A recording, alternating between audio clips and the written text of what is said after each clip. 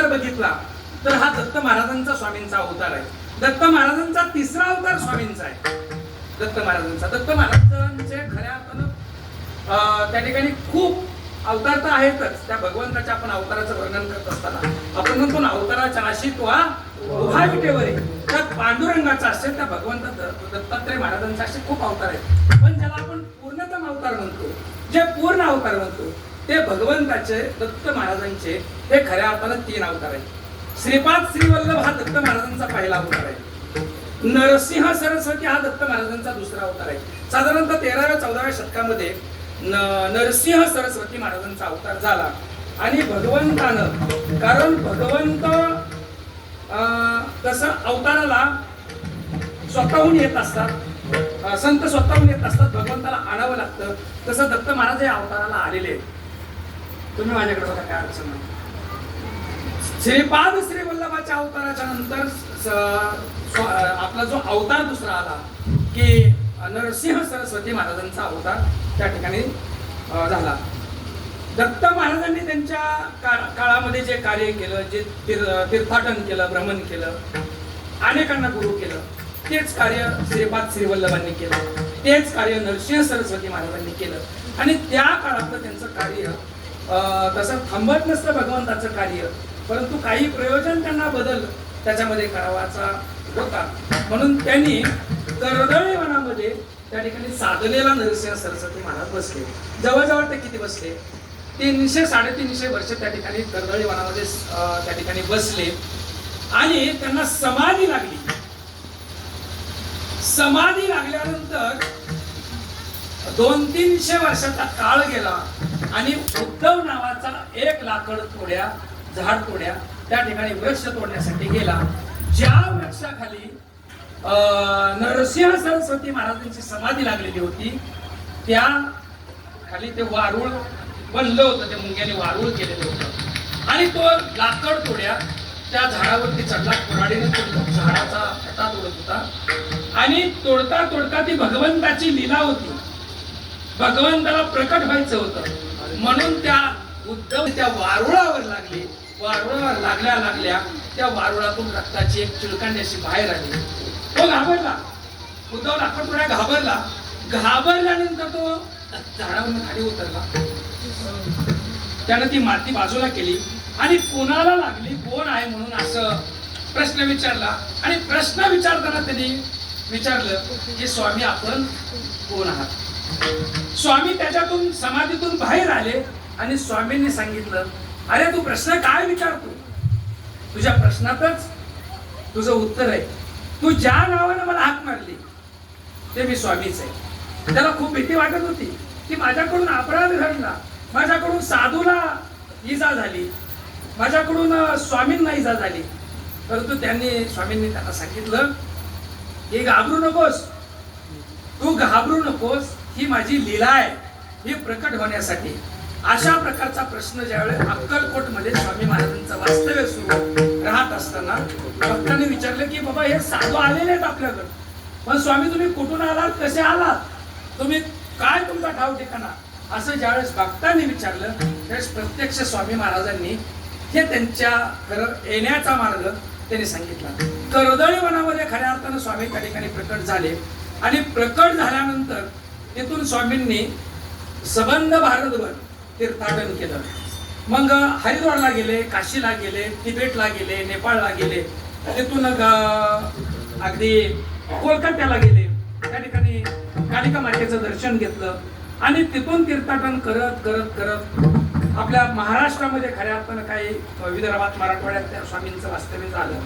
आणि तिथून पंढरपूर करत करत त्या ठिकाणी मंगळवेढा या ठिकाणी स्वामींनी काही दिवस वास्तव्य केलं. खरं सांगतो तुम्हाला, एखादं गाव इतकं भाग्यवंत असतं, एखादी भूमी इतकी भाग्यवंत असते की त्या भूमीचं महत्व किती सांगावं, किती महत्व असावं, खरं आपल्याला ते पटत म्हणजे समजत नाही, जाणवत नाही. खरं सांगतो तुम्हाला, आरण ही भूमी आहे. मला विषयांतर करायचं नाही बरं का. आरण ही भूमी आहे. काय भूमीचं वैशिष्ट्य आहे हो. एकमेव संत आहेत या पृथ्वी तलावरचे की तिथं प्रत्यक्ष पांडुरंग येतो. असे आमचे सर्व वारकरी पंढरपूरला जातात. पण आषाढीची वारी झाली की त्याच्या पुढची एकादशी येते, ती एकादशी म्हणजे सावता महाराजांची प्रत्यक्ष पांडुरंगाची दिंडी आरडली. काय भूमी पवित्र आहे. तसं मंगळवेढ्याची भूमी इतकी पवित्र आहे, तुम्हाला खरं सांगतो का. किती संत होऊन गेले होते तर मंगळवेढ्यामध्ये. किती संतांची भूमी. कुठलं तरी एक भावगीत आहे बघा की ही भूमी संतांची भूमी, असं काहीतरी भावगीत आहे. किती भूमी पवित्र आहे मंगळवेढ्याची का. अहो त्या भूमीमध्ये संत निर्माण झाले, त्या भूमीमध्ये स्वामींचं वास्तव्य राहिले.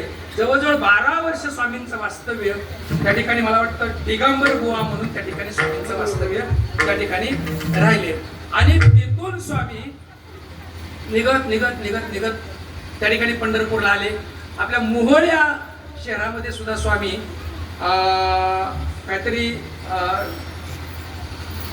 डोळे वगैरे असं काहीतरी अन्न एक अधिकारी होते ते इन ब्रिटिश याच्यामध्ये, त्यांच्या घरी त्यांचं वास्तव्य त्यांनी केलं. ते स्वामी भक्त होते.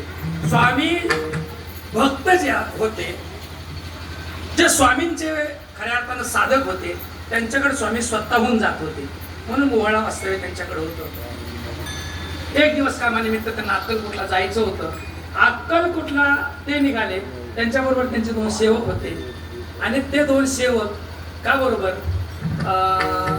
ते अधिकारी अक्कलकोटला चालले होते. स्वामी त्यांच्याबरोबर निघाले. काय अंतर गेल्यानंतर त्यांच्या लक्षात आलं की आपल्याकडनं काहीतरी विसरलंय. काहीतरी विसरलंय म्हणून ते वस्तू आणण्यासाठी परत घरी गेले. पण स्वामी तिथं थांबले नाहीत. स्वामी निघून गेले. तो अधिकारी आला, त्यांना विचारलं स्वामी कुठे गेले. ते म्हणजे स्वामी निघून गेले. तो अधिकारी त्यांच्यावरती रागवला, बोलला त्यांना. परंतु स्वामींनी त्यांचं काय ऐकलं. स्वामींनी मार्गस्थ झाले. सोलापुरात काही दिवस राहिल्यानंतर ते अक्कलकोट या ठिकाणी गेले. अक्कलकोटला त्या ठिकाणी चोळाप्पाच्या घरी त्या ठिकाणी स्वामींचं वास्तव्य झालं. आणि खऱ्या अर्थानं अक्कलकोटला स्वामींनी जे म्हणजे त्यांचं राहिलेलं संपूर्ण कार्य असेल, समाधी असेल, ते त्या ठिकाणी अक्कलकोटला त्या ठिकाणी बजावले. अक्कलकोटला स्वामी आल्यानंतर अक्कलकोटला सुद्धा स्वामी महाराजांनी बरेच चमत्कार त्या ठिकाणी घडवून आणले, दाखवले. कारण लोकांना चमत्कार दाखवल्याशिवाय लोक नमस्कार घालत नव्हते. आता तुम्हाला सुद्धा स्वामी चमत्कार दाखवतात. आता तुम्ही स्वामींची भक्ती का करता हा प्रश्न आहे. तुम्ही स्वामींची भक्ती का करता. आम्हाला जर असा प्रश्न विचारला की आम्ही पांडुरंगाची भक्ती का करतो, आमच्याकडे उत्तर नाही. आमच्याकडे उत्तर नाही. तुकोबारायांबरोबर जवळजवळ 10 लाख लोक, माऊली बरोबर जवळ 10-15 लाख लोक, महाराष्ट्राच्या कानाकोपऱ्यातून अनेक असे 5-50 लाख लोक वारकरी पंढरपूरला येतात. 24 तास त्या लाईनला उभा राहतात. तुम्ही एखाद्या तरुणाला, तुम्ही एखाद्या म्हाताऱ्याला, तुम्ही एखाद्या म्हातारीला, तुम्ही एखाद्या नोकरदाराला, तुम्ही एखाद्या भिकाऱ्याला त्या लाईन मध्ये उभा राहायला द्या. प्रश्न विचारा की पांडुरंगाकडे जाऊ तू काय मागणार. हे आता आपले मुख्यमंत्री वगैरे येतात. काय मागितलं पांडुरंगाला, काय नाही मागितलं. भरपूर पाऊस पडू दे. 50 वर्ष झाले एकच मागणी, भरपूर पाऊस पडू दे, एकच मागणी. ते म्हणतात, विचारतात मला पत्रकार मंडळी, काय मागितलं पांडुरंगाला. आमचा महाराष्ट्र सुजलाम सुफलाम होते, ते त्यांचं कर्तव्य ते मागतात, त्यांच्याबद्दल आपल्याला काय मागितलं. तुम्ही वारकऱ्यांना प्रश्न विचारा बरं, काय मागितलं बरं, काय मागितलं तुम्ही पंढरीच्या पांडुरंगाला. त्या वारकऱ्याकडे उत्तर नाही. तुम्ही महाराजांना विचारा, भाऊंना विचारा, तुम्ही किती दिवस झालं वाऱ्या करताय, काय मागितलं पांडुरंगाला. काहीच मागितलं नाही. तुम्ही प्रयोग करून बघा तुमच्या घरी. आता वारकरी, आता आषाढी वारीचा वारकरी आला की तुम्ही किती दिवस वारी करता. अहो आम्ही आमच्या पूर्वजांपासून, वडिलांपासून अनेक दिवसापासूनची माझी वारी आहे. आम्ही वारी चालवतो. काय अपेक्षा ठेवून वारी करता, काय मागले पांडुरंगाकडे. आमच्या वारकऱ्याकडे उत्तर नाही, देऊ शकत नाही उत्तर. तो का निस्वार्थ वारी. आम्हाला वारीत समाधान मिळतं, आम्हाला वारीत आनंद मिळतो, म्हणून आम्ही वारी करतो. पण मला प्रश्न आता तुम्हाला विचारायचा की तुम्ही स्वामींची भक्ती का करता, तुम्ही अक्कलकोटची वारी का करता. अहो आमच्या सुनबाईला बाळ होत नव्हतं म्हणून आम्ही नवस बोललोय स्वामींना. हा स्वामी महाराज बऱ्याच दिवस झालं, पटत असलं तर होय म्हणायचं, नाही तर विषयांतर नको. स्वामी महाराज बऱ्याच दिवस झालं आम्ही आमच्या मुलाला मुलगी बघत होतो, पण लग्नच जमत नाही, म्हणून आम्ही तुझ्याकडे आलो. लग्न झालं असतं तर आलोच नसतो. स्वामी महाराज बरेच दवाखाने गेले, पण कुठंच उपचार होईना. तुमच्याकडे आलो. आम्ही त्या पिढीतून बाहेर घेऊन जातो. तुम्ही निश्चिंत जा, बिनधास्तपणे तुम्ही हेतू ठेवून जा. तुमचा हेतू पूर्ण केल्याशिवाय, तुमचा हेतू पूर्ण करण्यासाठीच स्वामींचा अवतार आहे. बघा ना, तुमचा हेतू पूर्ण करण्यासाठीच स्वामींचा अवतार आहे. तुम्ही लेकरू होत नाही म्हणून पांडुरंगाकडे गेलेला एक माणूस दाखवा. आमची शेती पिकत नाही, शेती चांगली पिकावी म्हणून पांडुरंगाला नवस बोललेला एक माणूस दाखवा मला. एक माणूस आहे का? हा. तुम्ही स्वामींकडे जाणारे असे तुम्हाला भरपूर भेटतील का? स्वामी ती गोष्ट पूर्ण तुमची करतात. तुम्ही अपेक्षा ठेवून स्वामीकडे जा, स्वामी तुमची पूर्ण करतात. तुम्ही अपेक्षा ठेवून पांडुरंगाकडे जा, पांडुरंग म्हणणार तसला आपल्याकडे गणित. ते तर अपेक्षा तुझी कधीच पूर्ण होणार नाही. पांडुरंगाचं गणित वेगळं आहे, देव एकच आहे, वेगळं नाही. पण दुकानं वेगळे वेगळे येते, जिथं मिळतं ते तिथं मिळत नाही. स्वामींकडे तुम्ही, मला काय सांगायचंय पुढे लक्षात घ्या.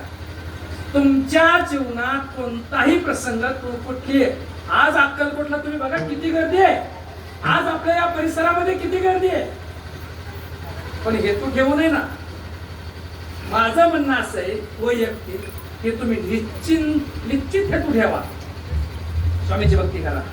फक्त विनंती एवढी की ती बंद देऊ नका. माझं काम झालं, आपल्याला सवय काय, काम झालं की बोला. काम झाल्यानंतर देवाला, तुम्ही देवाच्या ऋणामध्ये सतत राहा, देवाच्या नामस्मरणामध्ये तुम्ही सतत राहा. स्वामी तुमच्यावर कृपाछत्र झाल्याशिवाय राहणार नाहीत. ही स्वामींची भक्ती आहे खऱ्या अर्थानं. खरं तर ही स्वामींची जी जी लीला आहे किंवा प्रकट होण्याचं जे कार्य हे स्वामींनी स्वतः सांगितलं. तसं स्वामींचा जन्माचा जो इतिहास आहे किंवा प्रकट होण्याचा जो हे आहे, ते त्यांच्या शिष्यानं खऱ्या अर्थानं त्यांचा ते मुलगा स्वामी सूत म्हणून नावाचा एक मुलगा होता. त्यांचं कलियुगातलं म्हणजे स्वामींच्या अक्कलकोटच्या वास्तव्यातलं नाव होतं हरिभाऊ. ते खरे कोकणातले होते. ते कोकणातल्या स्वामींच्या दर्शनासाठी खऱ्या अर्थानं ते त्या ठिकाणी आलेले होते. आल्यानंतर मी आता जे तुमच्या पुढे व्यक्त केलं की तुम्ही स्वामींची भक्ती हेतू ठेवून करता, हे हरिभाऊ हे प्रापंचिक होते. हे स्वामींच्या दर्शनासाठी स्वामींकडे काहीतरी हेतू ठेवून गेलेले होते. मागणी होती स्वामींकडे काहीतरी, ती काय प्रापंचिक मागणी असेल, काय त्यांच्या जमिनीला काय असेल त्यांची मागणी असेल, हेतू ठेवून ते स्वामींकडे आले. आणि स्वामींकडे आल्यानंतर स्वामींनी सांगितलं, हरिभाऊ तुम्ही आता असू द्या, तुम्ही आता त्या ठिकाणी जो समुद्र आहे त्या समुद्राच्या कडेला माझा एक ध्वज उभा राहा आणि तुम्ही प्रपंचातून मुक्त व्हा आणि तिथं सेवा करायला तुम्ही लागा. हरिभाऊला इतकं दुःख झालं. हरिभाऊ म्हणले, मी आलतो कुठल्या हेतूनी आणि प्रत्यक्ष स्वामी तुम्ही तर मला प्रपंच सोडायला लावता. आता तुम्हाला जर सांगितलं की तुम्हाला स्वामींच्या तिथं अगदी एवढं बोला सगळं मोठं हे वास्तव्य देतो, तुम्ही तुमचा प्रपंच सोडा. प्रपंच सोडून कोण तुम्ही भक्ती करत सांगा बरं. प्रपंच सोडून भक्ती कोण करत? कोणी नाही करत. तुम्हाला जसं वाईट वाटलं तसं हरिभाऊला वाईट वाटलं. हरिभाऊ स्वामींनी सांगितलं, हरिभाऊ ते हरिभाऊ रडायला लागले. हरिभाऊ रडू नकोस, रडू नको, तू एक काम कर, माझ्या फक्त पोटावर तो हात फिरव. बघ ना माझं पोट किती मोठं झालंय, माझ्या पोटावर हात फिरव. त्या हरिभाऊला स्वामींनी त्यांच्या पोटावर हात फिरवायला आणि हात फिरवल्यानंतर त्यांना त्यांच्या पूर्वजन्माची सगळी आठवण झाली, अनेक जन्माची आठवण झाली. अनेक जन्मामध्ये स्वामी सूत त्यांचा विजय सिंह नावाचा जो त्यांचा जुना अवतार होता तो त्यांना आठवला. तो रात्री महाराजांनी जे वर्णन केलं की पंजाब प्रांतामध्ये हस्तिनापूरच्या शेजारी असणाऱ्या एक 20-25 किलोमीटर अंतराच्या दरम्यान शेलूखेडा नावाचं गाव होतं. त्या गावामध्ये हा विजयसिंह नावाचा मुलगा त्या ठिकाणी राहत होता. तो राहायचा त्याच्या भावाबरोबर आणि त्याच्या भाऊजाई बरोबर. पण तो मुलगा या सगळ्या मुलापेक्षा वेगळा मुलगा होता. कारण तो मुलगा त्या मुलामध्ये खेळत नव्हता, मुलामध्ये मिसळत नव्हता. मग खेळायचा कोणाबरोबर? त्याच्या घराच्या जवळच एक वटवृक्ष होता. त्या वटवृक्षाच्या बुंद्याच्या जवळ म्हणा, खबानीमध्ये म्हणा, एक छोटा गणपतीचा त्या ठिकाणी मंदिर होतं. गणपतीचं त्या ठिकाणी मूर्ती होती. आणि तो विजयसिंह त्या गणपती बरोबर खेळायला यायचा. खेळ कोणता होता? गोट्या खेळायचा खेळ होता. तो त्या ठिकाणी खेळत होता, गणपती बरोबर खेळायचा. आता तुम्ही म्हणणार हा कलियुगातला विजयसिंह गणपती बरोबर कसा खेळत असेल? पण गणपती काय प्रत्यक्ष त्याच्या बरोबर खेळायला नव्हते.